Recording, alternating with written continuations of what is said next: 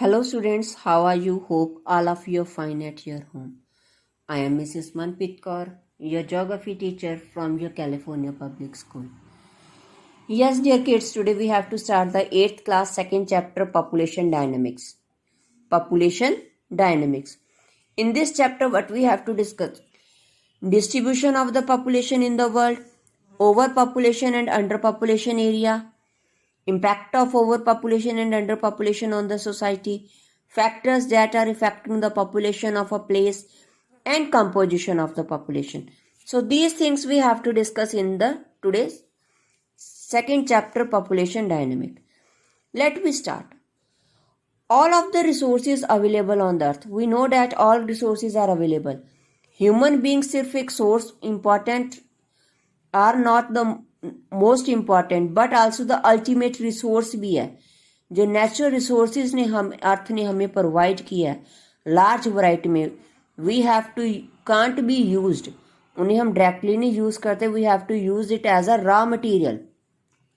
उन्हें हम as a raw material के तौर पर यूज करते हैं. जो ह्यूमन बीइंग है can explore and develop convert these कि वो जो रॉ मटेरियल है उसे यूजफुल गुड्स में अकॉर्डिंग टू देयर एबिलिटीज और डिमांड्स के अकॉर्डिंग उसे यूजफुल और वैल्यूएबल गुड्स में चेंज करता है. So therefore the people have to be educated and skilled. जो लोग हैं वो एजुकेटेड होने चाहिए और स्किल्ड होने चाहिए. So why it is essential?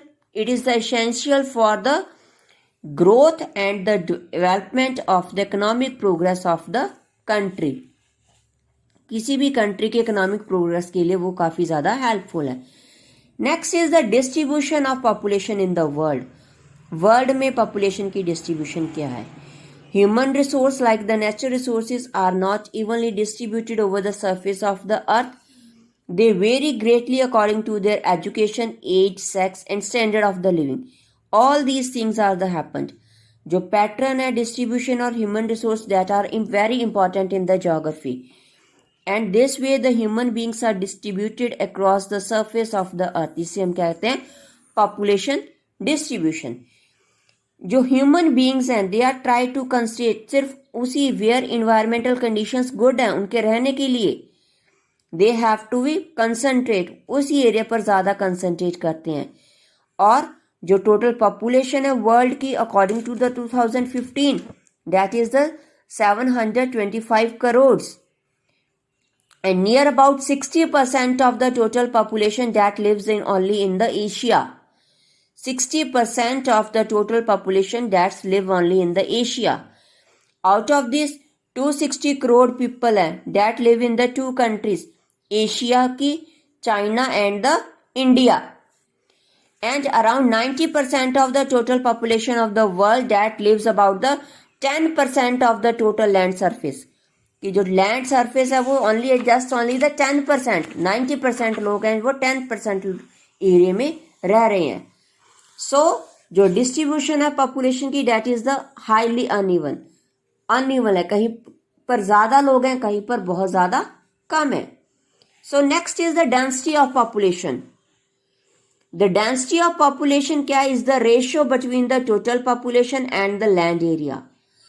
Total population और लैंड एरिया के बीच में रेशियो है that is we have to call the density of population. Population density of country किसी रीजन की हमने कैलकुलेट करनी है. क्या करना है? We have to divided the total population over the total area. जितनी हमारी पॉपुलेशन है और जितना हमारा टोटल एरिया है जहां पर लोग रह रहे हैं उन दोनों को डिवाइड कर कर we have to find the density of population of the country by the total geographic area of that country or the region.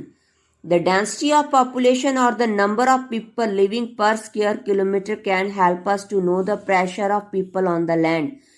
कहते कितनी डेंसिटी ऑफ पॉपुलेशन और नंबर ऑफ लोग पर स्क्वायर किलोमीटर में रह रहे हैं उससे हमें पता चलता है कि एक लैंड के ऊपर लोगों का कितना ज्यादा प्रेशर है. The world's density of population is about. World की डेंसिटी ऑफ पॉपुलेशन कितनी है? 48% per square kilometer. But according to 2020 census, population density of population कितनी बन गई? 59% per square kilometer. Near about 59% per square kilometer. but the actual distribution is very complex, काफ़ी ज़्यादा complex है. We can divide the world into the three parts. Three parts में हमने density of population के according divide किया है. Densely populated area, sparsely populated area and moderately populated area. First one is densely populated, जहां पर लोग बहुत ज्यादा रहते हैं. That we have to call the densely populated area. Area कहाँ पर हमें मिलता है? फर्टाइल रिवर वैली, जहां पर फर्टाइल है और रिवर्स हैं. इंडस्ट्रियल रीजन ज्यादा है. सो मोस्ट क्राउडेड पार्ट्स हैं जो वर्ल्ड के, that is the south and the south east Asia, western Europe and north eastern America. So these are we have to call the crowded parts of the world. And these areas are rich in the natural resources भी यहाँ पर बहुत ज्यादा है. If you study carefully you may notice that almost every country has pockets of the high density. ये इनमें जो भी कंट्रीज आ रही हैं वहां पर डेंसिटी ऑफ पॉपुलेशन बहुत ही ज्यादा है, मतलब पर स्क्वायर किलोमीटर लोग वहां पर ज्यादा रहते हैं. Next one is sparsely populated area. Sparsely populated area के अंदर कौन से आते हैं? Hot desert, cold polar region, sandy and the rocky deserts और the equatorial forest area.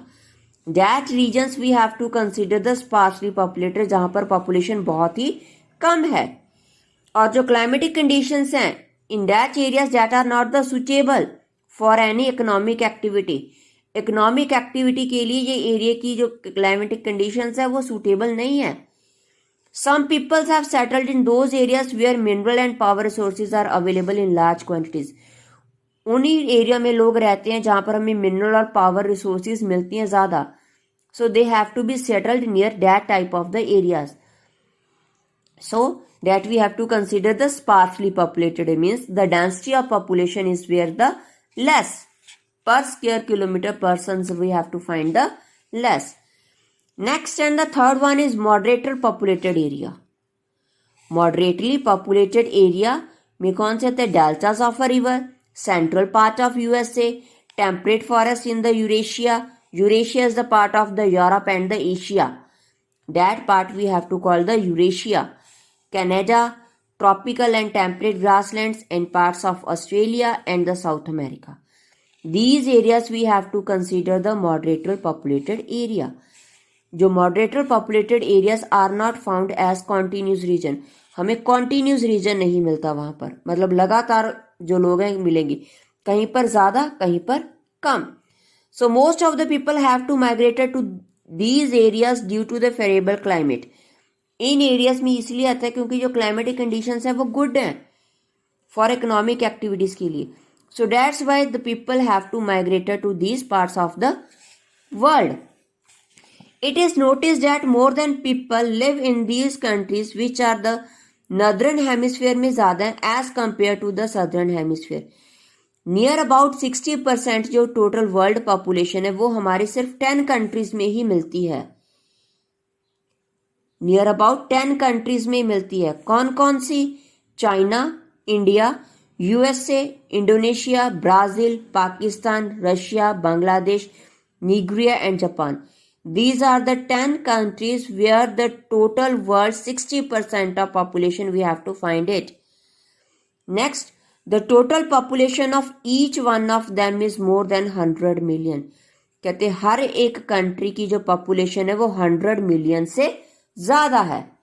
100 million से ज्यादा है. That we have to notice it.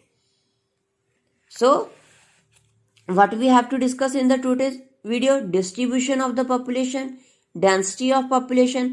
According to density of population, we have divided the world into the three parts: densely populated area, sparsely populated area, and moderately populated area. In densely populated area, where the person live per square kilometer live more, that is the densely populated. Sparsely, where we have to find the less people per square kilometer, that is the sparsely populated area. Moderated, where is the moderate, not more or not big, according to per square kilometer people. So that we have to consider the moderately populated area. So hope all the students have watched the video carefully, understand it. After that, do the assignment whatever assigned to you. Write on your notebooks proper way. So Take care. Bye bye.